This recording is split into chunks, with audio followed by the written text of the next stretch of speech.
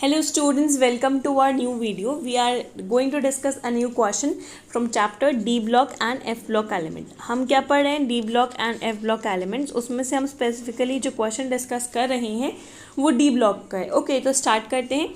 Transition metals and many of their compound act as good catalyst. Transition metals और transition metal के बहुत सारे compounds good catalyst की तरह बिहेव करते हैं. तो सबसे पहले हम बात करते हैं कैटलिस्ट क्या होते हैं. तो कैटलिस्ट वो होते हैं जो कि रिएक्शन की रेट को एनहेंस करते हैं, या फिर मान लीजिए कोई रिएक्शन है वो बहुत ज़्यादा टाइम लगा रही है कंप्लीट होने में, उसको quickly with in few seconds और विद इन फ्यू मिनट्स वो उस रिएक्शन को कंप्लीट करा देते हैं. तो वो कैटलिस्ट होते हैं.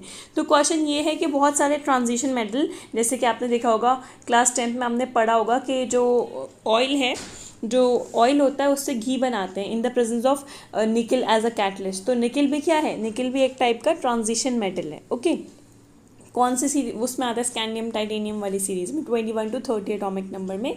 आप बताना, कमेंट करके बताना कि निकल किस सीरीज में आता है, उसका कितना एटॉमिक नंबर होता है. ओके, सो अब हम पढ़ते हैं क्यों. तो क्यों होता है, क्यों ट्रांजिशन मेटल गुड कैटलिस्ट की तरह बिहेव करते हैं. So these metal show variable oxidation state.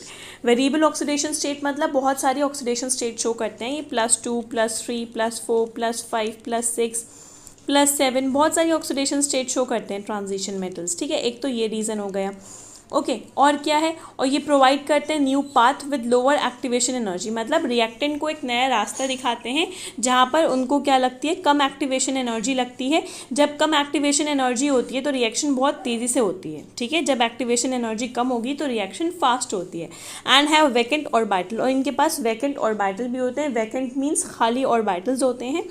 Therefore they act as a good catalyst. जब वैकेंट ऑर्बिटल होंगे तो रिएक्टेंट्स वो साइड को जाकर ऑक्यूपाई करेंगे, तो इसीलिए गुड कैटलिस्ट है. एक बार और हम देखते हैं कि एक ओवरव्यू लेते हैं जहाँ पे हम बताते हैं ट्रांजिशन मेटल किसकी तरह एक्ट करते हैं, गुड कैटलिस्ट की तरह एक्ट करते हैं. क्यों एक्ट करते हैं?